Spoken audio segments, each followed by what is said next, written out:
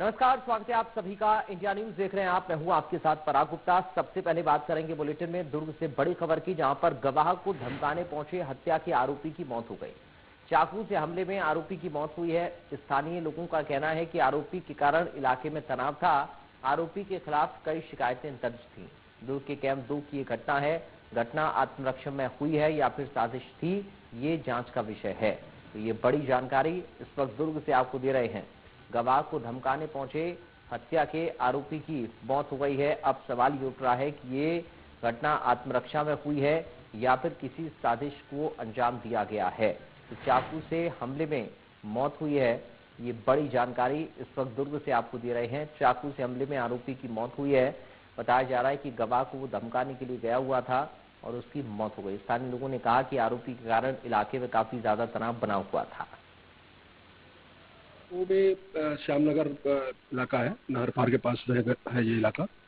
एक सोनू बाबू उर्फ रेड्डी, इसकी हत्या हुई है। सुधाकर मोहरे और धनश्री मोहरे पिता पुत्र हैं। इन लोग दोनों ने मिलकर किया है। ये जो मृतक है, ये आजीवन कारावास का सजा उसको हुआ था पुराने मर्डर के मामले में, जो कि अभी जो वर्तमान में जो आरोपी है मोहरे परिवार, इन्हीं के परिवार से ही हत्या किया था उसने। तो इसकी जो सुधाकर मोहरे की जो पत्नी है, वो उसमें गवाही थी।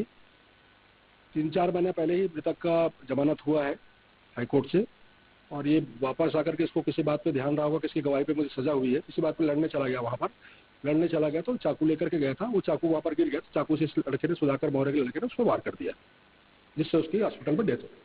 कितनी बजे? ये 7:30 बजे की शाम की घटना है। चोट पेट पे लगी और एक ही बार हुआ है इसमें। तो देखिए, दुर्ग से खबर है। बताया जा रहा है कि ये आरोपी गवाह को धमकाने के लिए गया था, लेकिन इस आरोपी की ही मौत हो जाती है। अब इस पूरे मामले की जांच पड़ताल की जा रही है कि ये आत्मरक्षा में घटना हुई है या फिर कोई साजिश थी। हालांकि इलाके के लोगों का कहना है कि आरोपी की वजह से वो लोग काफी ज्यादा परेशान भी थे, लेकिन अब इस पूरे मामले की जांच पड़ताल शुरू हो गई है। दुर्ग के कैंप 2 की ये पूरी घटना बताई जा रही है। तो दुर्ग से खबर आपको बता रहे हैं, जहां पर एक आरोपी की ही मौत हो गई है। बताया जा रहा है कि चाकू से हमला हुआ है आरोपी के ऊपर, और चाकू से हमले में उसकी मौत हो गई है। चाकू से हमला हुआ और आरोपी की मौत हो गई है। दुर्ग से खबर सामने आ रही है। दुर्ग के कैंप 2 की ये पूरी घटना बताई जा रही है। गवाह को धमकाने के लिए आरोपी गया हुआ था, चाकू से हमले में आरोपी की ही मौत हो गई।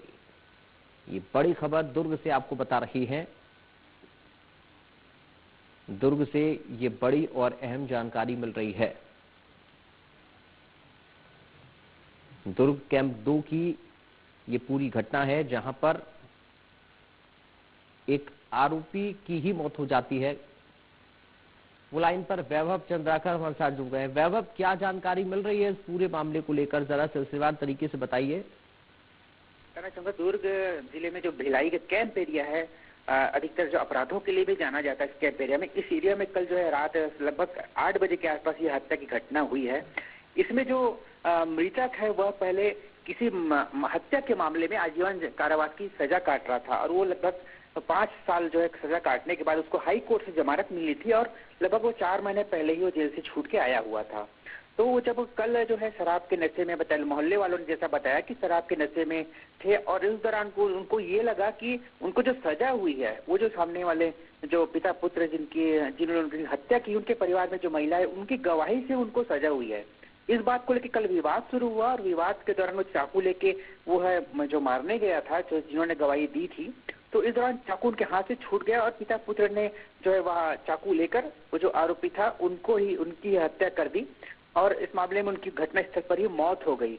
मौत के बाद जब पुलिस को घटना के पता चला, तो मौके पर पहुंचकर उन्होंने आरोपी जो है पिता पुत्र को गिरफ्तार किया है और पूछताछ की जा रही है। जी चलिए, बहुत शुक्रिया आपका वैभव, जानकारी और इस पूरी बातचीत के लिए। बात बलरामपुर से खबर की, जहां पर बाड्रा प्रखंड में देर रात घुसा